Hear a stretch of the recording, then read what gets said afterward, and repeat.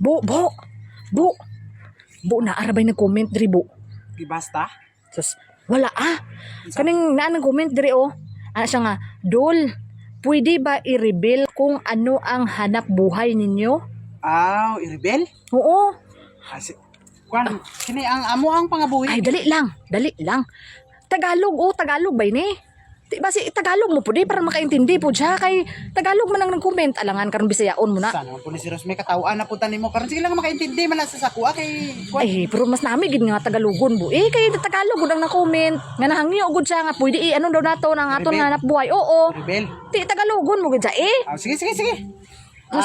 Dito sa amin sa probinsya, yung bukid namin dito man kami nakatira sa bundok, sa bukid pero hindi masyadong bukid.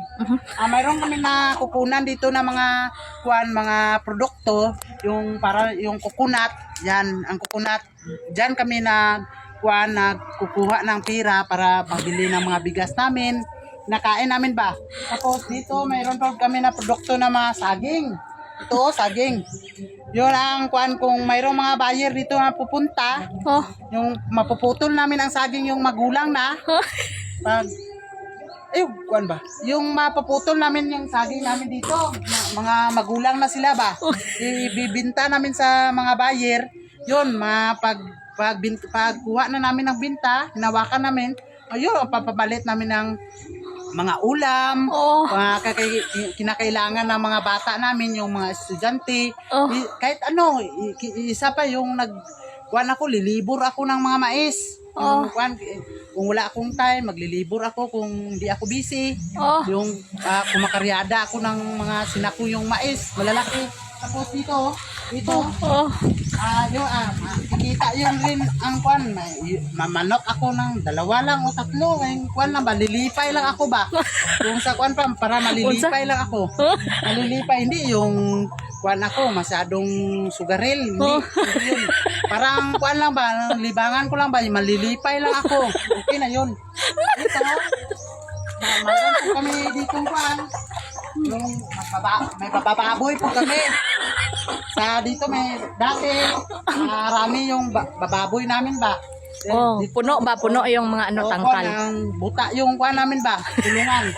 Pag dating yung parang inaagihan kami yung sakit na iisip, yun na sakit.